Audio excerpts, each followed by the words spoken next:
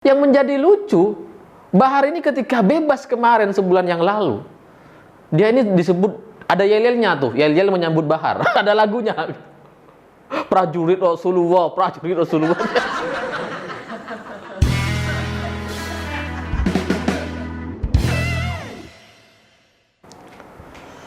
Selamat malam para mantan, selamat malam untuk semua mantan-mantan kalian yang pernah lupa arah pulang.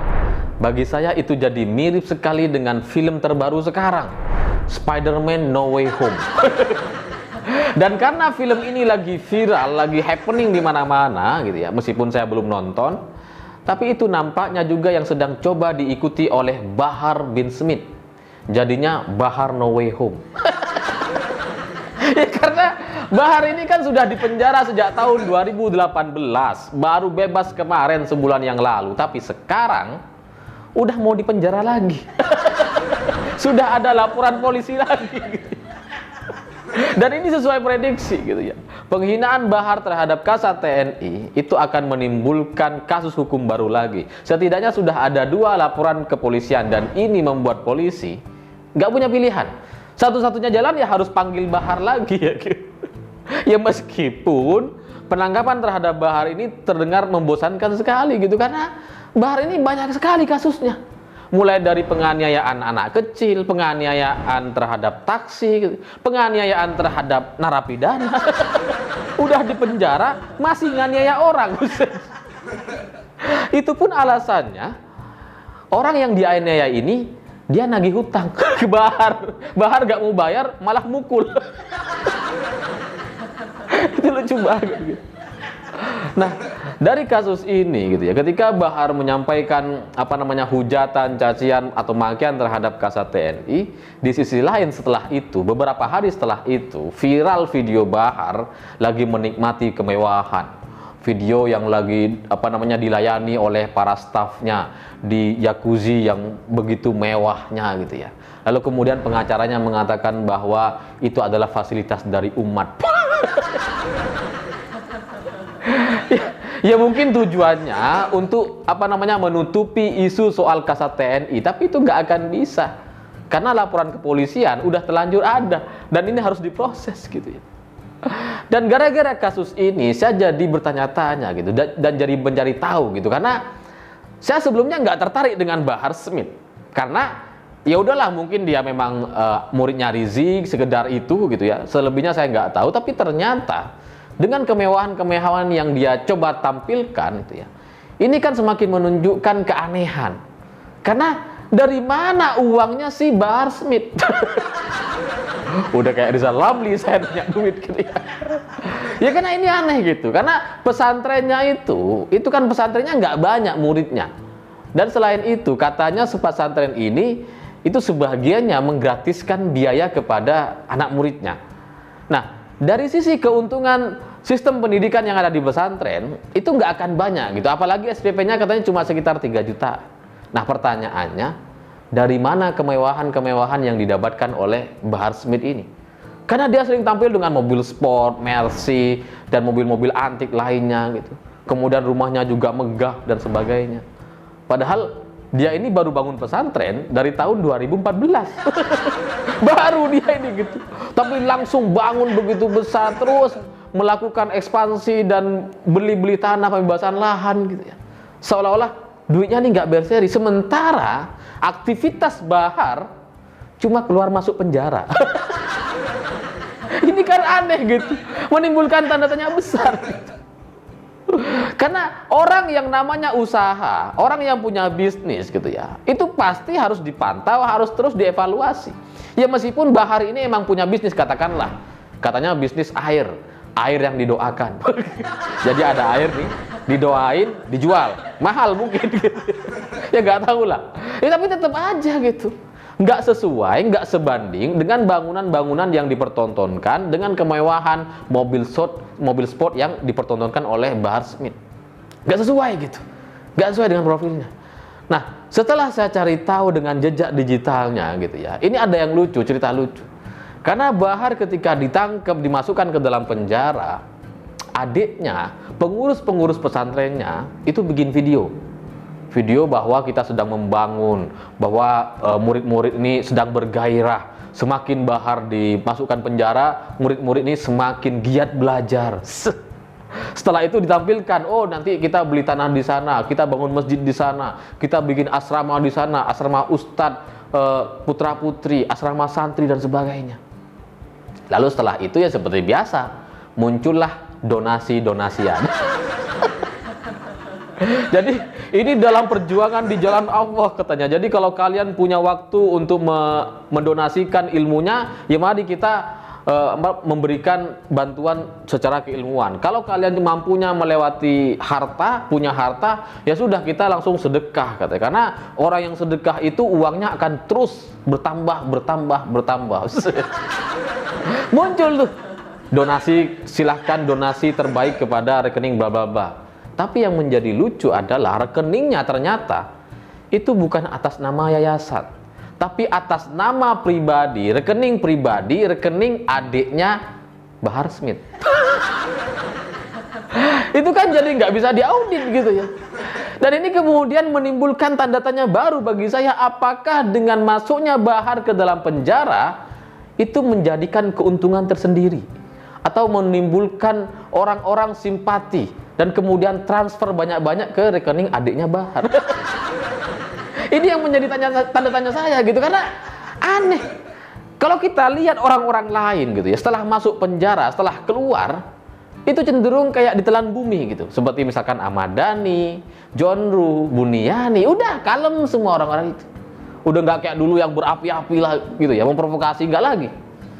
Tapi ini Bahar baru bebas 1 bulan, udah langsung provokasi lagi. Ini kan kayak kecanduan gitu ya. Kayak di penjara tuh keenakan. Saya jadi curiga gitu, apakah kalau dia di penjara emang bikin jumlah donasinya itu tambah banyak? Gimana tahu gitu kan? Ini kan logis secara psikologi kemanusiaan gitu ya.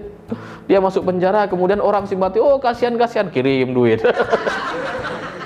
Dan kalau dihitung-hitung gitu ya, di penjara tuh enak ternyata kalau kayak Bahar gitu ya, temennya banyak di dalam narapidana gitu kan temennya Bahar semua. Banyak gitu. Lalu kemudian dia masih dapat donasi banyak gitu ya. Ya kalau donasinya kemudian dapatnya miliaran gara-gara Bahar di penjara, ya mending Bahar di penjara terus kalau gitu. Setelah itu dapat duit terus gitu.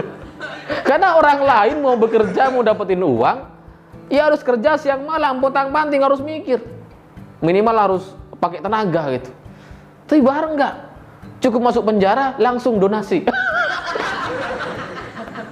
Itu lucu banget. Dan setelah saya lihat-lihat gitu, pesantrennya kalau kalian perhatikan di Google, pesantren itu normalnya, itu kan ada sistem pendidikannya, ada struktur organisasinya, ada jumlah santrinya, ada foto-foto santrinya. Tapi pesantrennya Bahar ini, itu kayak nggak ada gitu. Kegiatannya tuh kayak dikit banget gitu. Yang ada cuma fotonya Bahar sama ya lumayan banyak lah jemaahnya gitu. Ya paling 50 orang lah gitu. Tapi kan dengan bangunan yang sebesar itu, dengan pengeluaran yang sebesar itu, kemudian pendapatannya tidak sesuai, itu kan yang menjadikan tanda tanya besar gitu. Ini pesantren ini kedok aja atau seperti apa? Karena mustahil gitu. Dan yang menjadi lucu, Bahar ini ketika bebas kemarin sebulan yang lalu, dia ini disebut, ada yel-yelnya tuh, yel-yel menyambut Bahar. Ada lagunya. Prajurit Rasulullah, prajurit Rasulullah. Itu aneh gitu. Prajurit Rasulullah, tapi di sisi lain gitu ya. Kalau ini dipercayai oleh sebagian orang dan Bahar dianggap sebagai prajurit Rasulullah yang membela masyarakat, membela kaum yang tertindas gitu. Itu jadinya tuh jadi hebat sekali gitu. Hebat banget Bahar ini. Makanya wajar kalau kemudian dia dapat donasi banyak banget. Cuma setelah saya pikir-pikir gitu ya, rasanya Bahar ini cuma dimanfaatkan aja. Karena dia kan mengaku sebagai muridnya Rizik gitu. Dan dia adalah satu-satunya murid Rizik yang paling tinggi elektabilitasnya. Udah kayak pilpres gitu ya. Ya karena dari sekian banyak murid Rizik, yang paling terkenal ya Bahar. Yang lain itu ya nggak ada lah. Kita nggak tahu gitu siapa mereka gitu. Tapi Bahar ini yang paling terkenal. Sehingga secara logika hitung-hitungan usia manusia gitu ya. Karena Rizik kan udah lumayan tua gitu. Sementara Bahar ini masih 36 tahun. Bayangkan, masih muda Bahar ini, masih panjang jalannya gitu ya. Nah, kalau Rizik sudah selesai, sudah wafat gitu, maka yang gantikan jadi Bahar. Jadi Bahar ini kayak kader terbaiknya lah gitu ya. Kader terbaik Rizik gitu. Dan inilah yang kemudian nampaknya dimanfaatkan oleh sebagian orang lewat aksi-aksi donasi yang mereka buka selama ini.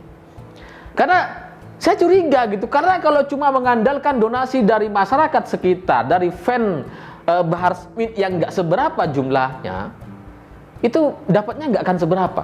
Nggak akan bisa bikin bangunan di mana-mana, kemudian beli tanah lagi di Bogor gitu, yang harganya sudah mahal banget.